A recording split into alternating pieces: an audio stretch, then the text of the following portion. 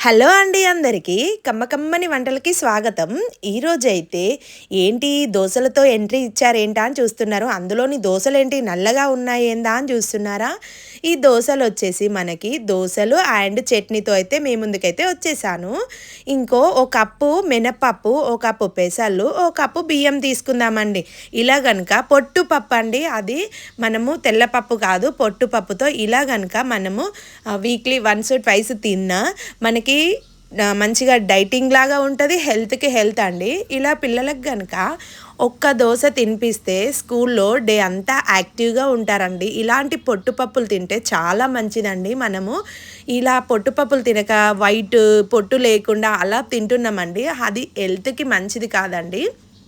ఇలా తినండి. మీకే తెలిసిపోతదనమాట.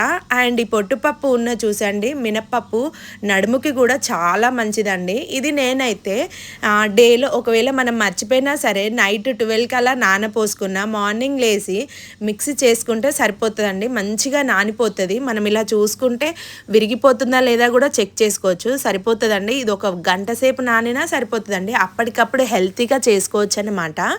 ఇంకా ఫస్ట్ దోస ఏసుకోవాలంటే దీనికి అంటే మరీ చిక్కగా కలుపుకోకూడదండి. ఇది పొంగాల్సిన అవసరం లేదు. ఇప్పుడు మనం దోసలు చేసుకుంటాం కదా, దోస పిండి పొంగితేనే టేస్ట్ వస్తాయి అనేసి అనుకుంటారు. ఈ దోసలకి పొంగకున్నా అవసరం లేదనమాట. జస్ట్ కొంచెం ఎలా అంటే జస్ట్ మనం గంటెలో పోసుకుంటే ఇలా లిక్విడ్ టైపే ఉండాలి. మరీ అంత చిక్కగా ఉండకూడదు. పెనం మీద కొంచెం వాటర్ జల్లుకొని దోస తిప్పుకొని తర్వాతకి పైనుంచి మీరు నెయ్యి కావాలంటే నెయ్యి, లైక్ నూనె కావాలంటే నూనె ఏదైనా వేసుకోవచ్చండి.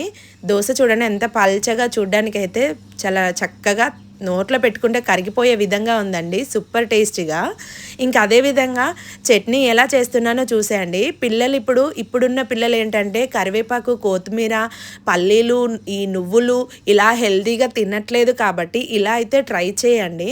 నేనైతే మంచిగా టమాటాలు అంటే ఆయిల్ ఏమి యూజ్ చేయకుండా టమాటాలు ఇవన్నీ పచ్చిమిరపకాయలు తగినన్ని వేసుకొని మంచిగా కొత్తిమీర ఇవన్నీ అయితే బాగా ఉడకబెట్టుకోవాలండి. ఒక 10 అంటే ఆ ఎసరంతా దగ్గర పడేటట్టు డీప్ ఫ్రై చేసుకోకూడదండి. ఈ ఎసరంతా తగ్గిపోయిందనమాట. చల్లారబెట్టుకొని మంచిగా మిక్సీ వేసుకుంటే ఇంకా తాలింపు అవసరం లేదండి. చూడండి ఎంత బాగుందో. ఇందులో పసుపు, జీలకర్ర అండ్ ఎల్లిగడ్డలు అందులోనే ఉడకబెట్టుకోవాలండి. అదే టమాటాలు వేసుకున్నాం చూడండి, అందులోనే ఉడకబెట్టుకోవాలన్నమాట. ఇంకా ఈ మిక్సీలో ఏం అవసరం లేదు. జస్ట్ మిక్సీ పట్టుకొని దోస వేసుకొని మంచిగా ఇలా ఒకసారి గరిట చూడండి ఎంత పల్చగా ఉందో. నేను వేసింది దోస అనేది అంటే చిక్కదనంగా ఉంటే అది అక్కడే ఆగిపోతుంది అనమాట. పెనం మీద ముడత అంటే ఇట్లా ఉండలుండల్లాగా కట్టిపోతుంది అనమాట. నేను జస్ట్ ఒక చుక్క ఆయిల్ వేసుకుంటున్నాను అన్నట్టు. మొత్తం మీద అయితే దోశ అయితే కంప్లీట్ అయిపోయింది. ఇలా చేస్తే చూడండి కొంచెం కూడా మిగిలించకుండా ఈ టమాటా చట్నీని కూడా మనకు ఆయిల్ లేదు కాబట్టి మంచిగా ఊరికే కూడా ఇలా అంటే వేస్ట్ చేయకుండా ఇలా తినేయచ్చండి. అంటే మనం ఇలా నాకేస్తాం కదా వేళ్ళతోని, అలా అయితే ఎంజాయ్ చేస్తూ అయితే దోశనైతే ఇలా ఫినిష్ చేసేయండి. సూపర్ హెల్దీ దోశ అండి. నచ్చితే లైక్ అయితే చేయండి. Thank you for watching. Bye.